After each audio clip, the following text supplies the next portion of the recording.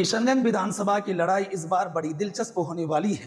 इस बार की लड़ाई किसी दो पार्टियों के दरमियान नहीं है, बल्कि दो पार्टियों के बीच इस बार की लड़ाई एक नौजवान के बीच में है।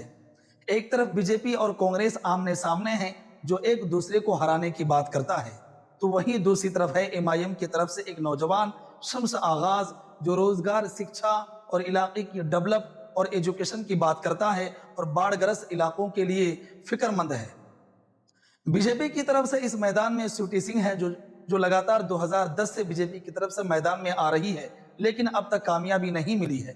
तो बीजेपी की पूरी कोशिश यह है कि इस बार किसी तरह किशनगंज की सीट जीती जाए। तो वहीं दूसरी तरफ है कांग्रेस की तरफ से कमरुल हुदा, जो इससे पहले एमआईएम की तरफ से पहली मर्तबा बिहार में जीत चुके हैं और बिहार विधानसभा में पहुंच चुके हैं। आजाद भारत में ज्यादातर इस सीट में कांग्रेस की जीत हासिल हुई है, लेकिन कांग्रेस ने इस सीट पे ज्यादा कोई खास नहीं किया है। हेल्थ, एजुकेशन, शिक्षा, रोजगार के मामले में ये इलाका बिल्कुल बहुत ही ज्यादा पिछड़ा है। हेल्थ के नाम पर सिटी में सदर अस्पताल है, जहां पर दवाइयां कम, मरीजें ज्यादा है। रोज कई लाशें वहां पर निकलती है और लोगों को सिर्फ दवाई के नाम पर बाहर से मेडिकलों का सहारा लेना पड़ता है।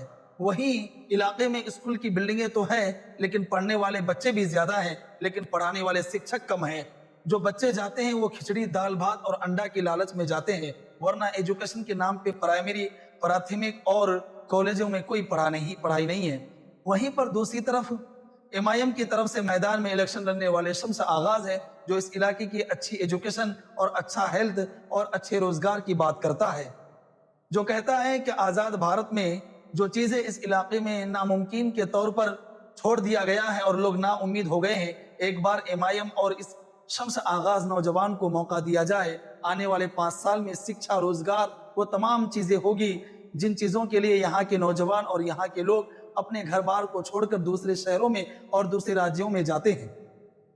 इस विधानसभा की लड़ाई बड़ी दिलचस्प होती है, वो इसलिए कि ये विधानसभा 2 हिस्सों में बढ़ता है। पहला हिस्सा किशनगंज ब्लॉक और दूसरा पोठिया ब्लॉक। पोठिया ब्लॉक की आबादी किशनगंज से अधिक है, पंचायत भी ज्यादा है और वहां पर वोटर भी ज्यादा है, जो किशनगंज में इतना नहीं है। इसलिए ज्यादातर देखा गया है कि जो एमएलए चुनकर आते हैं किशनगंज विधानसभा से, वो अक्सर पोठिया प्रखंड यानी पोठिया ब्लॉक से ही चुनकर आते हैं। तो ये आवाज और ये हवा भी लहर रही है पोठिया प्रखंड में कि कुछ भी हो जाए, हमें अपने ही इलाके में और अपने ही ब्लॉक में एमएलए चुनकर रखना है। तो इस मामले में शम्स आगाज जो एमआईएम की तरफ से है, वो काफी आगे निकल रहे हैं, जिसके चांसेस 95% है।